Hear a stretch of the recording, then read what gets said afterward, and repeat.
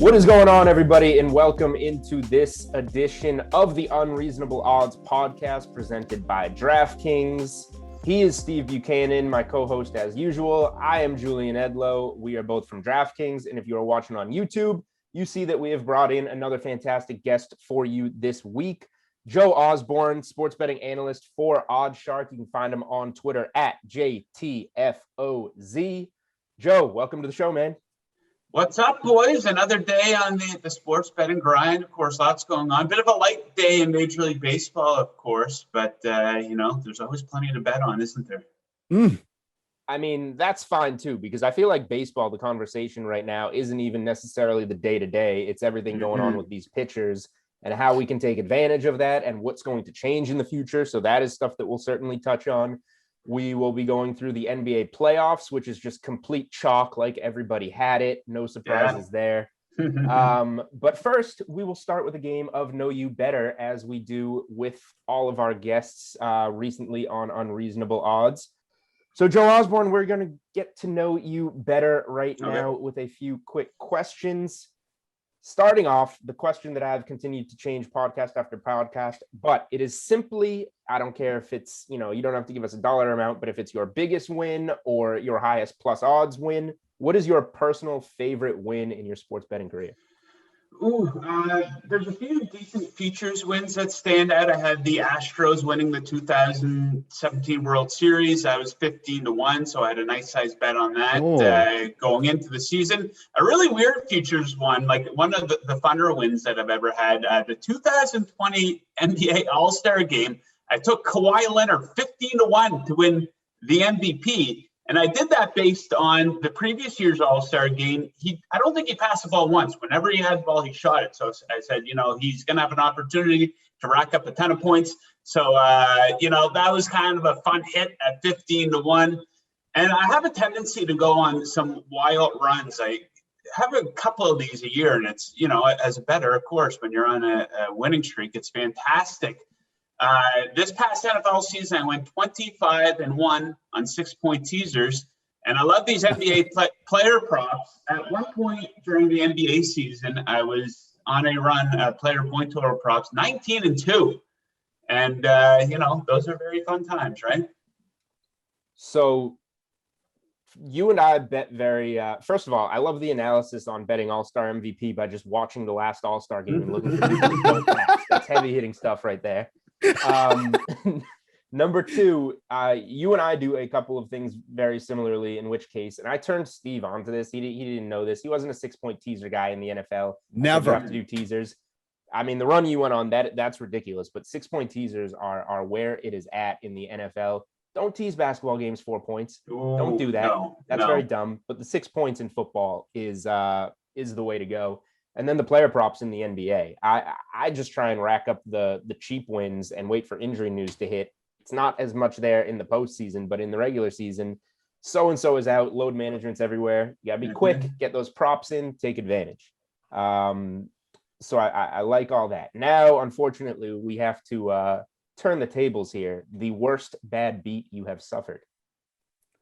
Yeah, well, this one's personal to me, and I've had a lot of bad beats recently, shots going in at the end of a quarter to, for a first quarter over or under, or team covering the spread. I bet a lot of first five in baseball, so I've had a lot of 2 outs in the bottom of 5, and the team getting like a clutch home run or something just to burn my ticket. But this one's personal to me. It was a couple of years ago. It was Sunday Night Baseball. It was Cubs and Nationals, and it was Max Scherzer going up against Hendricks, I think, at Wrigley Field. And it's just a game I want to get some action in on. And, I did my handicapping, and I felt quite strongly about the Nationals. And you were getting great odds on Scherzer. He was like, hold on. small.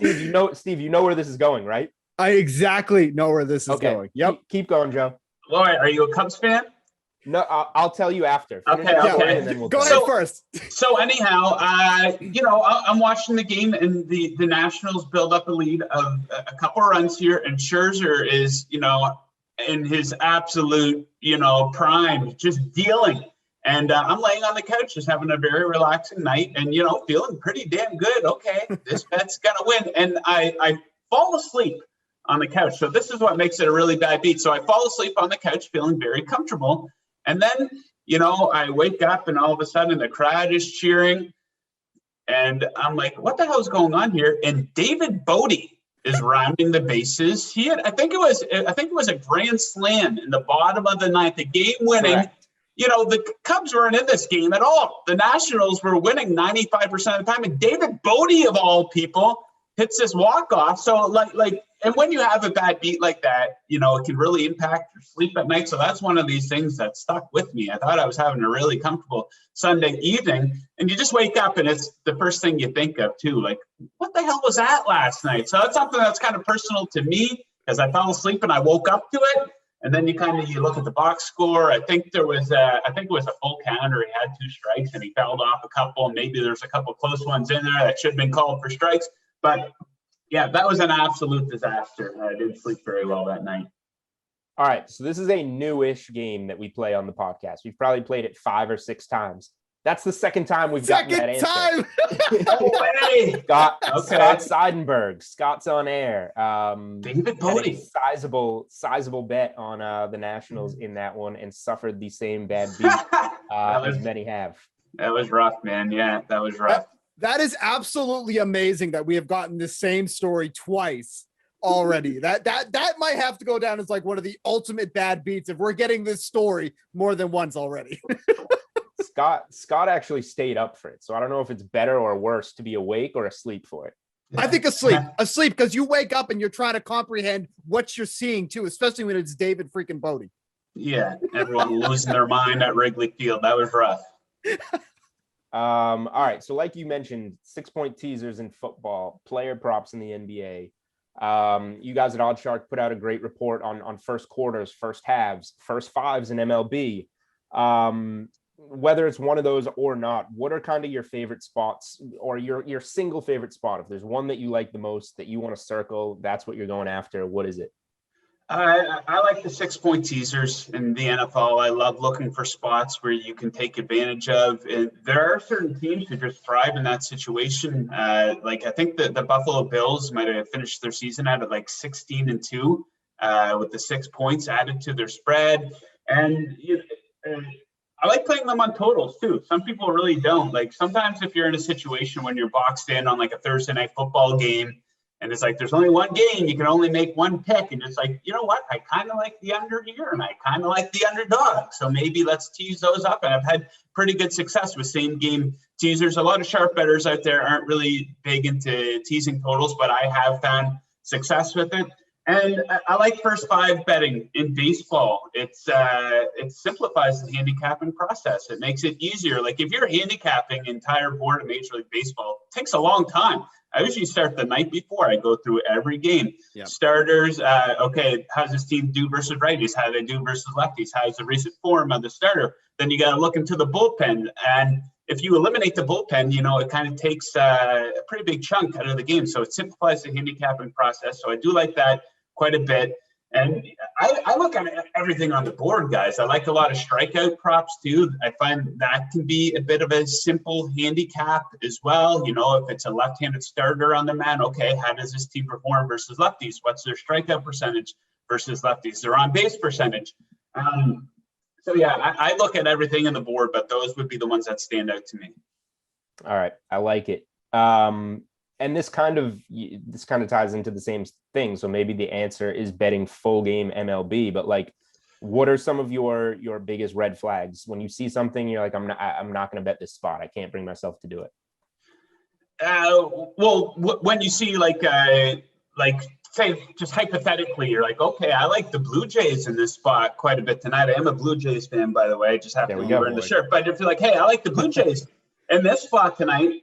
And then you look down and you see oh my God, over the last 2 weeks, their bullpen has a 6.50 ERA and a FIP in the fives, and that is a definite red flag. So in that situation, I just always look to bet first five in a situation like that. And, there are situations with NBA player prop betting. I try to stay away from games where there's a double-digit spread for the simple reason, especially if you like an over, because everyone out there who bets NBA player props has been burned by, okay, this team's up by 18 going into the fourth quarter. I have Luka going over his 28.5 points. He's there at 27, but guess what? He's not coming back into the game. So I do try to stay away from those games with double-digit spreads. You know, games versus teams like the Cavaliers, like they have had a ridiculous amount of 20-point losses this past season. So yeah, those would stand out as definite red flags to me as well. I feel you there. I had a Tyler Hero point prop, shorthanded Miami Heat game this year. I think it was against the 76ers, whatever it was, 16.5, 17.5, call it 16.5. He had the 16 in the first half, went scoreless in the third quarter, didn't play the fourth quarter in a blowout. Those are the worst. So I can relate to that.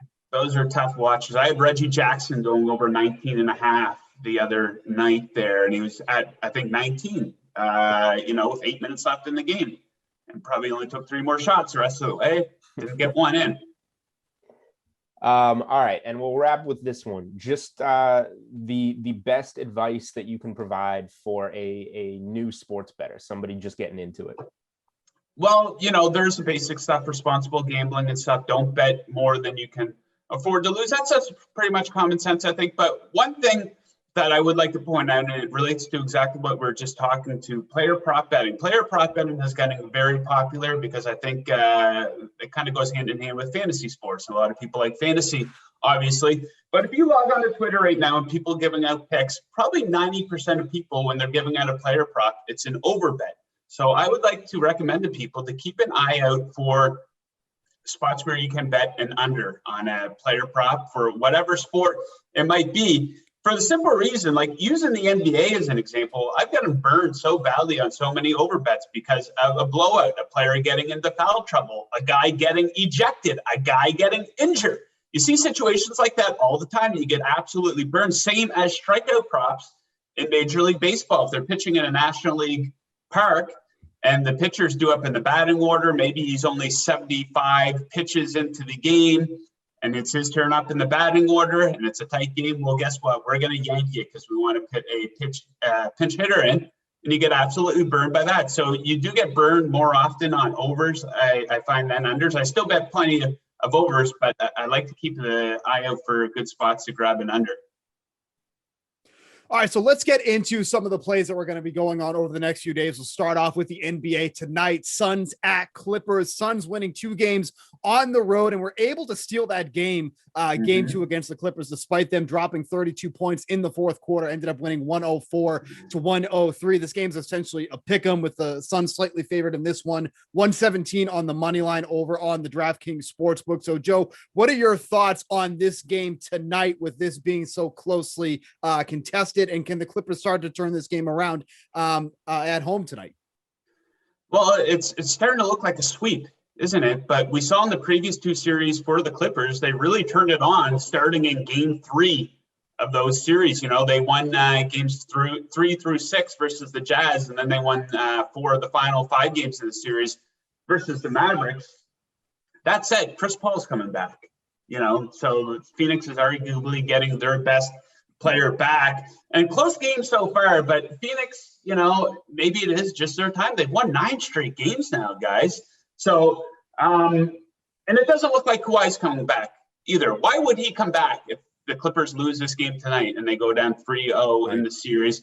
So, it's all about the Suns. It probably seems, I think everyone in the world is on the Suns here at this number, especially with Chris Paul coming back. That said, though, you do see these situations where like a key player comes in or leaves.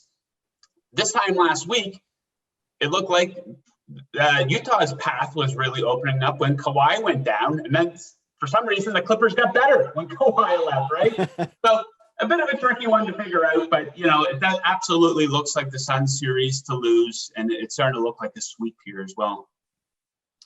So like you said there, Joe, here's an update from DraftKings Sportsbook. This is at 11:26 a.m., so about an hour prior to us recording this. 68% of the bets, 75% of the handle on the Suns spread, 56% of the bets, 60% of the handle on the Suns money line. So the money is there on Phoenix, and that's, I don't know, maybe a little concerning, but so this goes one of 2 ways. Like you said, the Clippers, they've been down 0-2 2 times and won game 3, and obviously the series, both of those other times leading into this. So this has kind of been the turning point for the Clippers. But we were just here in that Nuggets Sun series in the same spot, and it kind of felt, this is going to be where the Nuggets turn this series around, and it didn't happen. So I kind of believe in, the Suns' dominance a little more right now to dictate this series than I do on the shorthanded Clippers' ability to flip it, if that makes sense. So the spark of getting Chris Paul back, the confidence that Campaign, who was ridiculous in those first two games, should be able to provide you as now a third guard off the bench. And no Kawhi. The longer there's no Kawhi, the more this favors Phoenix, obviously, and those depth issues. Morris has the knee banged up. He's just kind of jacking shots up. It just feels to me kind of more like the Nuggets Suns series than these previous Clippers series where it's going to turn around. So I'm on Phoenix. Suns in 4, obviously, is everyone's hot take these days. I don't know. We'll see. But yeah, give me the Suns money line as it pertains to game 3. Yeah, I mean, the games have been tight. It should be tied up 1-1 right now, but the Suns throughout the course of the playoffs have been fantastic in the fourth quarter. That's been the big difference for them. And, I would say if Chris Paul wasn't coming back, the Clippers would still very much be in this series based on what we saw in the previous 2 series where they did lose the first 2 games in those series as well. But, Paul is arguably the top 15 player in the NBA easily. Pretty big difference maker. 5th in MVP voting. Yeah, pretty big difference maker on both sides of the court there. So it looks obvious. And when it looks this obvious, that doesn't always work out, as we know as sports bettors, right? But it's hard to go against the Suns. They've just been dominant in the playoffs here so far. I'll just one last thing, Steve, on this is I would want the Suns even more. I'm betting the Suns. I like the Suns. I would like them even more if this was 1-1 like it should be, and it was kind of the bounce back spot where they needed a little more. Yeah. But the refs in some ways, and the Clippers, they were kind of gift wrapped that game and gave it away. So I don't know if they're going to be handed that type of opportunity again, even though I would like it a little more if it was 1-1. Yeah, they choked a little bit. I mean, playoff P showed up again at the end of the game. Certainly showed up. Of course. So yeah, I just don't think that the Clippers have enough here to contend with the Suns team. Let's take a look at the other series that is going on right now with the the Hawks and the Bucks. Bucks are home again for this one. Obviously, the Hawks have just been playing on a whole different level, especially Trae Young. Just what we've been seeing from Trae Young has just been absolutely extraordinary here in the playoffs so far. So the Bucks are 7.5-point favorites in this one at home. Need to get a win to even up this series here. What are your thoughts about that one as well? Yeah, I think it's too many points. I thought it was too many points last night, too. I was shocked to see that go all the way up to 8.5. Reason being, I'm a stat-based handicapper. And if you looked at all the key stats going into that game from the playoffs so far, it was pretty much dead even with the Hawks actually coming out ahead in a few key areas. And that said, I think the Hawks have played this different competition leading up to this series in the playoffs, considering the Bucks went up against the big 1.5 of the Brooklyn Nets instead of the big 3, right? So they got a really good break there. So I thought that was too many points last night. And it was one of those situations where it looked like a square dog, right? With the Hawks, I think a lot of action was on them on that number. I try not to pay too much attention to that stuff, but I'll be on the Hawks again here too at 7.5. Anything outside of 5 points for the Hawks. I'd look at the Bucks shooting. In the playoffs, it's a dramatic drop-off, especially their three-point shooting from their averages during the regular season. The Hawks have been great in the fourth quarter here in the playoffs so far. A couple little tidbits, though, for you guys. So I'm a big first quarter, first half better. I'll back a trend if we have the stats to back it up. And there's a couple of huge trends here for these teams. So first quarter and first half unders have been massive for each of these teams in the playoffs so far. They combined to go under the first half total 20 times in 25 playoff games, and they've gone under the first quarter total 19 times with one push. So a big money maker there so far. So I'll probably look to back those spots here in game 2 as well. 80% right there. So that seems to be working. Man, the Hawks just keep blowing my mind. Every time you think they're in over their head, they pull it out. And they have been going against some of the worst coaching we have seen in the postseason in terms of Doc Rivers and Coach Bud in Milwaukee. So I don't want to take credit away from Atlanta, but they're better coached and they're taking advantage of the coaching mismatches. And that's just played out on the floor. There's no other way to really describe that, right? Yeah, the Hawks are 36-15 since Nate McMillan took over as head coach. Pretty big. We know. We had under 37.5 wins. Yeah, difference maker right there, right? So, and the frustrating thing about the Bucks is you thought coming out of that game 7 where it was maybe like, okay, they finally got over the hump and they kind of, the playoff demons that they had in years past, maybe they got through that after winning this huge series. But then they come out a little flat last night, right? Chris Middleton stunk again. That guy's super unreliable. So who knows what we're going to see here. But I think that they do even it up at 1-1. I would be shocked to see the Hawks win both of those games, but I think the Hawks can at least keep it close. So this is one of those spots. I know you're a first quarter, first half better. And I don't know if the trends, I haven't even looked, and I don't know if I will. I don't know if the trends back this or not, but this is a spot where at home, Milwaukee comes out with a little bit more here, I think. So, a 7.5 spread. I think these are like 2.5 first quarters. Yeah. I'm looking at, I can't do it for the game. I can't back the Bucks at this point, although I'm with you. I'd be shocked if they lost. Give me the Bucks first quarter on this spread coming up in game 2. I think they come out with a little bit of urgency here, as they usually do, and then Coach Bud will mess something up later. He'll do what he does. Yeah, and we kind of saw that in the previous series a little bit. We saw the Hawks fall into a bit of a hole early on, right? And we saw the 76ers jump into some pretty big leads there in the first quarter. The Bucks were also pretty good in the first quarter versus the Nets. So, yeah, I wouldn't be shocked to see them up by at least 3-4 points there at the end of the first quarter. Right. And the Sixers are another decent first quarter team, especially at home, especially off a loss, and a poorly coached team that can collapse later in games. So I think it's a pretty similar handicap here to the Sixers losing game 1, and they blew doors in game 2 early. The Hawks came back and the Sixers eventually won the game. I could see a pretty similar game here, just with a different team. So I'm looking at the series line for this one here, and obviously you guys may have shown your hand already here, but the Hawks to win the series are still plus money. You can get plus 170 on that, where the Bucks are minus 210. Now, similarly, in the other series with the Clippers and Suns, the Suns are minus 910 favorites to win the series, up 2-0 already. Do you think there's any value in taking that plus 170 line? Because if the Hawks do win that game tomorrow, they have that commanding 2-0 lead, and you're likely not going to see that plus money again, unless obviously this series starts to shift again. So is this the last opportunity to get that series line on the Hawks, or do you feel like that number is still not good enough? I think it's a pretty good number for the Hawks. I don't mind that at all. Like, we've seen the Bucks collapse in the playoffs before, right? And they're already down 1 game. Now each team has 3 home games left. And sometimes we make a mistake of judging a team too harshly based on what their seeding is going into the playoffs. We're seeing that in the NHL a little bit right now with the Montreal Canadiens, right? They've been an underdog in every game against Las Vegas. But like we said, 36-15 since Nate McMillan came over. What's the Bucks record in that span? I'm not really sure. It's probably, in the same ballpark as that. But, I think the teams are pretty evenly matched. And in the fourth quarter, I think I trust Trae Young more than any other player in that series. So plus 170, not a bad number at all.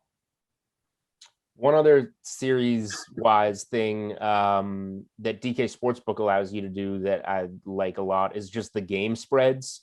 So, like, the Suns minus 2.5 games. So that gives you the sweep or Suns in 5, leaves both options open rather than having to bet both exact results and losing a bet and winning a bet, or losing both bets if it doesn't work out. Suns minus 2.5 games. It's minus 159. It's a little juicy, but you at least get the Clippers to split here, and you can close it out at home if we don't get the sweep there. In the other series, you can still get the Hawks plus 1.5 games at minus 162. It gives you a little room for the talent to potentially prevail with Milwaukee, but Atlanta to still make it a series. So if you don't want to, the prices are pretty ridiculous, especially in Phoenix, LA. So, like, if you don't want to get involved there are other ways to bet the series. Yeah, I don't mind that at all. Like I said, I don't think Kawhi's coming back, especially if the Clippers lose tonight. Why would he? So the Suns are getting their best player back. The Clippers aren't. So yeah, Suns in 5. That's not a bad number either.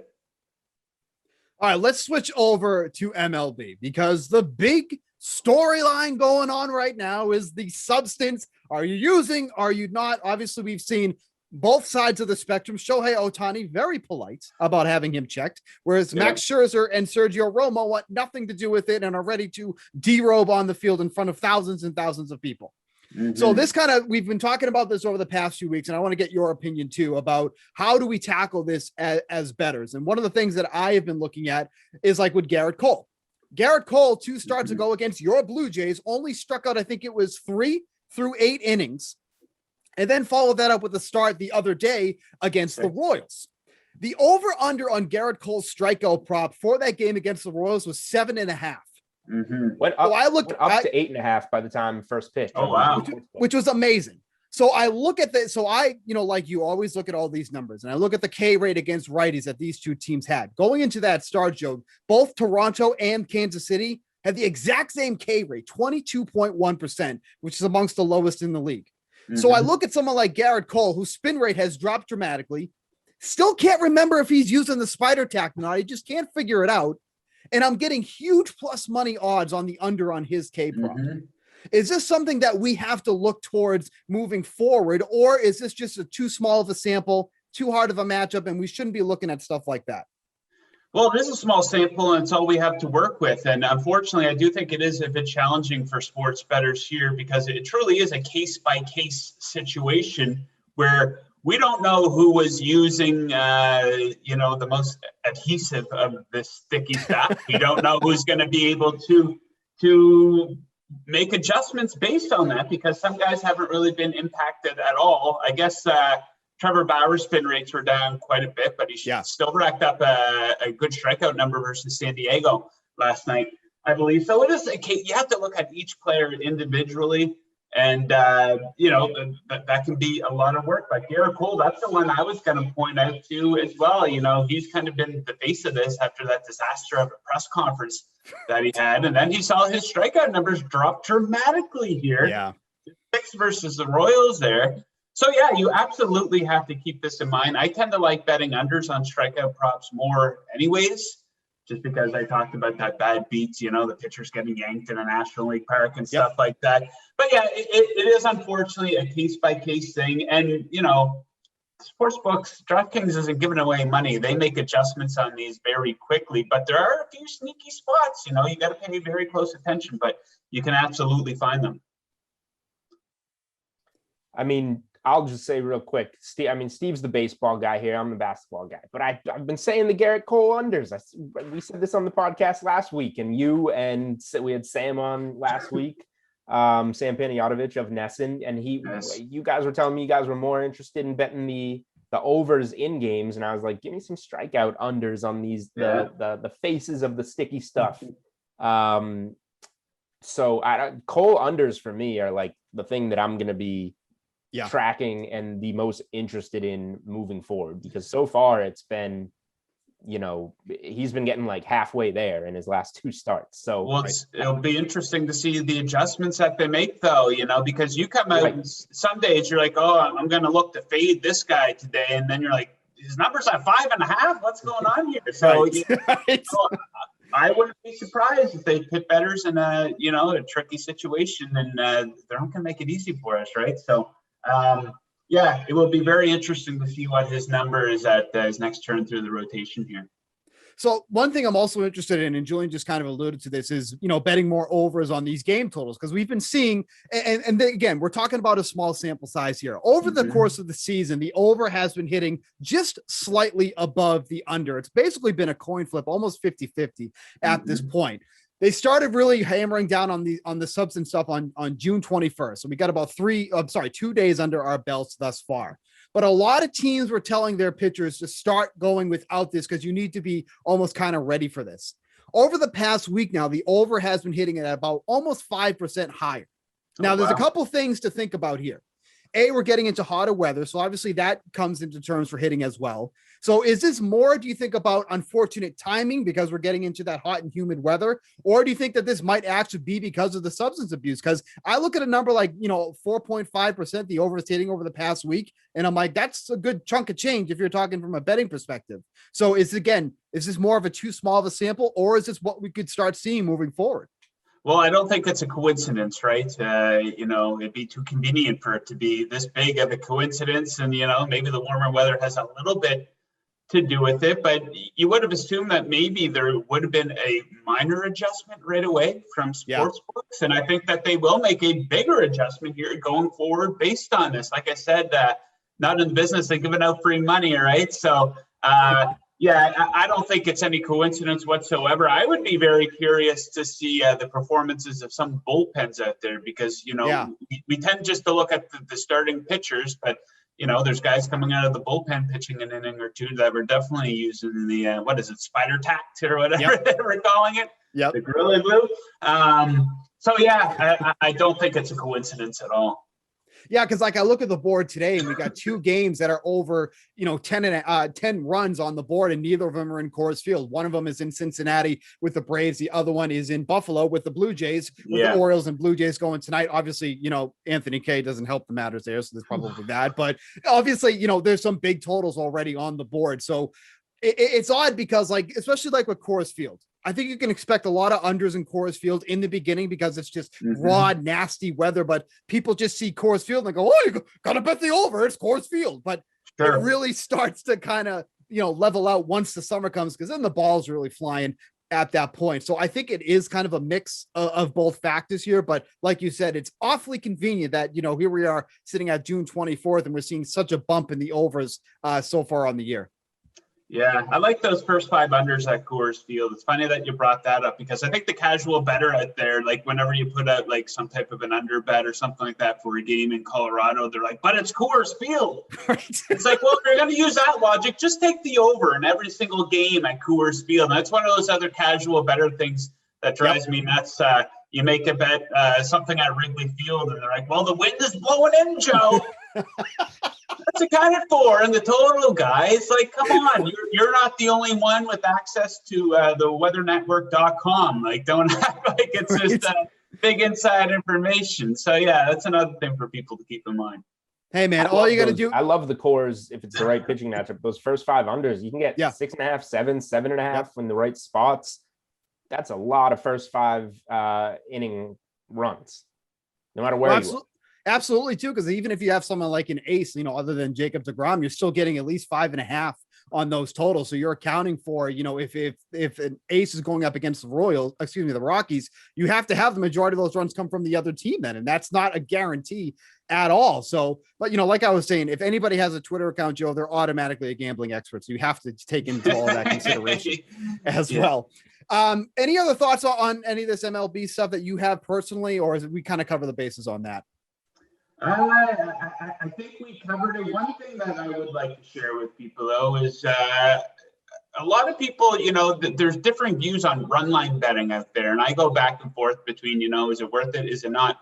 There's some teams that absolutely thrive as a run line bet. Right now, the Houston Astros have been dynamite. They won 10 straight. They covered a run line in 9 of those games. And a lot of people, they'll see the Yankees as a big favorite. No, I don't want it. I'm just not going to touch that game. I'll look away. The Yankees were the best run line bet in baseball, the most profitable run line bet in baseball last year. So don't get it in your head like this is a square bet. I think people can get themselves in trouble when they start thinking with that. If you have the numbers to back it up, where there's gigantic edges all over the field, like the Astros had in their series against Baltimore, they absolutely destroyed them. Now they're going into a series with the Detroit Tigers. Jose Urena on the mound tonight. This guy's allowed 14 earned runs in his last 2 starts, guys. So the Astros there, and a thing to keep in mind with the Astros, 86.9% of their run or wins are by 2 or more runs. So a very profitable team on the run line here. So that's another spot for people to keep on their radars.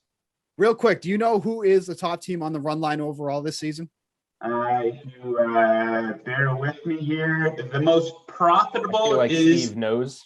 The San Francisco Giants. Isn't that amazing? Up about 20 units. They're the best first 5 innings bet too. So far this season, the Rays are up about 12 units. The Astros up about 11.5 units. So, you see these situations and some, people see the big favorites sometimes and next, what's the next game? There's money to be made in these spots. And you have situations where you have these stinky teams like the Orioles. The Orioles are going to win 50 games this season. They're going to be an underdog in a big chunk of those. That's what happens in baseball. 162 games, weird things happen. The Mets aren't going to win every single game Jacob deGrom starts. So, don't be scared off of those spots would be a recommendation of mine. And Julian, just to let you know, 4th on the run line is the Seattle Mariners, your future AL West champions. Just to let you know. That's great that they're 4th on the run line, but I need them to actually win the division at plus 4,000, which is a tall ask. Hey man, they still got a chance. The big thing is, Joe, I made this bet that the Mariners were going to win the division at 33-1. So I am just hammering that home until it's done. I didn't think it was going to win, but they started to surprise in April, and now they're starting to kind of. Yeah, I thought maybe we'd see a bit of regression there from Oakland, but that hasn't been the case. And these young guys coming up for the Astros, having breakout seasons. Luis Garcia on the mound for them tonight. A couple of other guys really showing up for Houston, one of the better offenses in the league here too. So they're not going anywhere anytime soon. All right, real quick, and this will wrap up the show. Go ahead. Before we finish MLB, you're bragging on Twitter. You won like 1 million baseball bets in a row. You're not even going to give a play? Myself? No. Him, not you, Joe. Steve, what was it, 11 in a row or something? Starts 11 in a row. Over at DraftKings, not even showing up to work because he wins a few bets. Give us a Thursday winner. I love Luis Garcia tonight. I think that's obviously it's copy and paste from Joe. Yeah, well, to be fair, if that's the play, that's the play. I'm sorry if that's the play, but tune in Buchanan 24. I'll give you a full breakdown later today. Let's just wrap up the segment with NFL just real quickly here. Sure. Joe, is there any futures bets that you're really kind of digging so far? Obviously, we're still a couple of months away. Lots can change here. I really like Kyle Pitts to win Offensive Rookie of the Year 8-1. I think those odds are still a little bit too long, but after the Julio Jones trade, obviously there's going to be a massive shift in that offense. Obviously Julio is, hard to be on the field with his injury issues, but now when it's just basically Calvin Ridley and Kyle Pitts, who they're basically saying is more of a wide receiver than a tight end. I kind of like the odds on that at 8-1. And this can be anything. It doesn't have to be that category, but anything that's kind of caught your eye so far for an NFL future. Well, kind of related to that, a team that I am down on coming into the season is the Tennessee Titans. They're win total at 9.5. I don't see them making the playoffs, so I will go under that 9.5. Wow. People tend to overreact to these skilled players joining a team, right? People do that with their betting too. Like injuries across the offensive line are more important than the second wide receiver not being there to play for a team. And Julio Jones, I think that his best days are probably behind him. When he's on the field, he's going to show up, and he is an absolute problem. But the thing to keep in mind with this Tennessee team is their defense absolutely stunk last season, and they didn't really do a whole lot to address it. And they did lose their offensive coordinator who took the head coaching job with Atlanta. I think that's a big deal, too. He likely had a lot to do with breathing new life into the career of Ryan Tannehill. So I can see that team taking a step back. Now, one team I'm really high on, for the first time ever in the history of my life, I usually make fun of this team and their fans can't stand me on social media, but I like the Cleveland Browns quite a bit.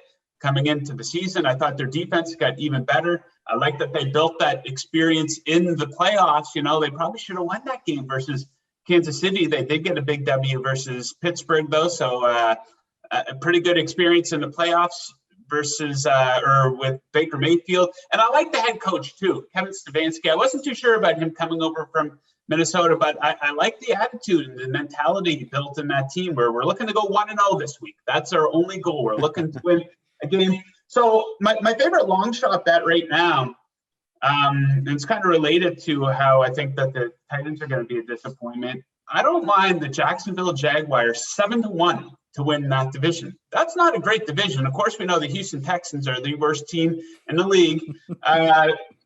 Carson Wentz, is he just going to be good again? I don't know about that. He has some of the worst decision making that I've ever seen at the quarterback position.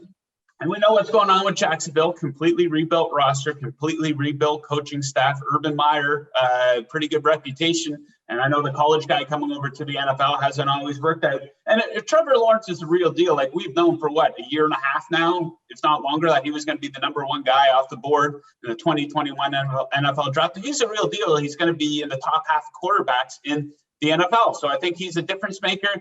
I like the over 6.5 wins. I don't mind that for Jacksonville, but I do think that they could surprise some people. The only thing I worry about with Carson Wentz with the Colts is that he's actually going to have some protection for a change, because when he's under pressure, he legitimately has some of the worst offensive numbers amongst all quarterbacks in the league. So that's going to be, I think, some of the difference. I totally agree with your decision making, but I always think about, is that decision making because he's constantly under pressure? He's not going to do that. That's not going to happen over with Indy.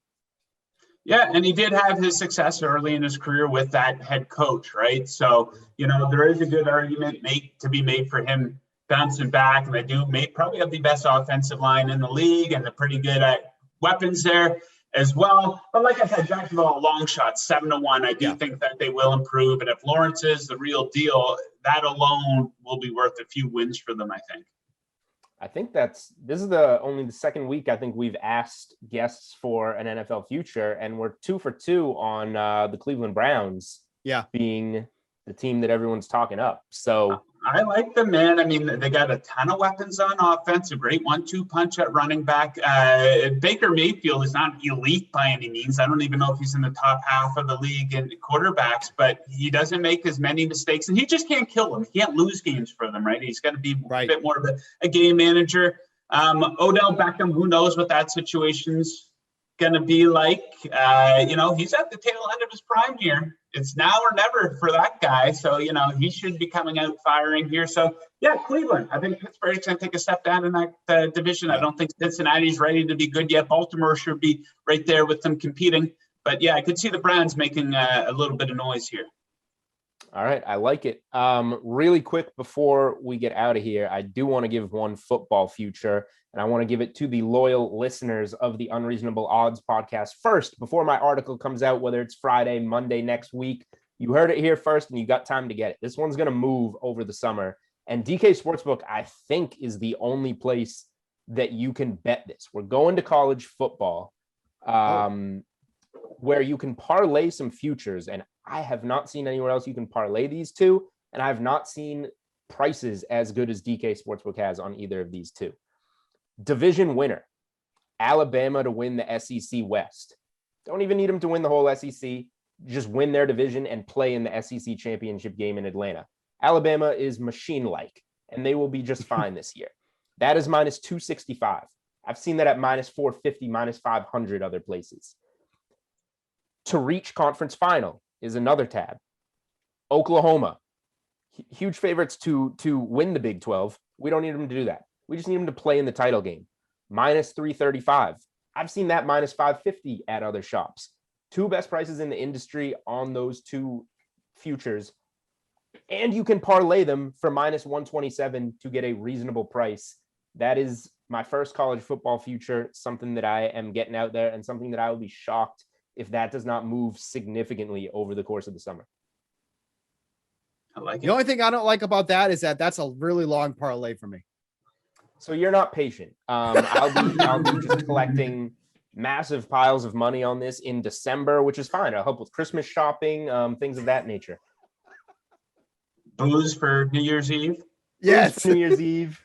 A trip out to Vegas. Who knows? A lot of things that I could be doing with this money that Steve is too impatient to collect with me.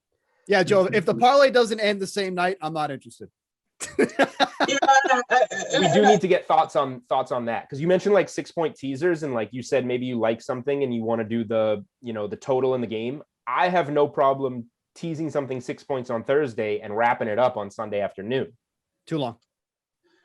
Yeah, two different ways, two different types of sports bettors, right? Some don't mind the long-term type of investment. It can be kind of fun to make these predictions going into a season and watching them play out over the course of the season. It all depends how much money you typically bet to. If you're like a $20, $25 bettor, do you really want to do a $25 win total on the Cleveland Browns and wait 5.5 months to get your, $20 back? Probably not. That's not very interesting. But, if you're out there a couple $100, or if you're even more than that, absolutely. Yeah, I understand that mentality for the long-term investment.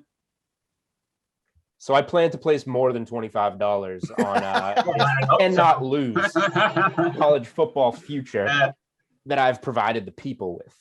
All right, we covered a lot of ground there. For Steve Buchanan, I'm Julian Edlow. This is the Unreasonable Odds podcast, and we want to thank Joe Osborne, who you absolutely should check out at JTFOZ on Twitter, sports betting analyst over at OddsShark.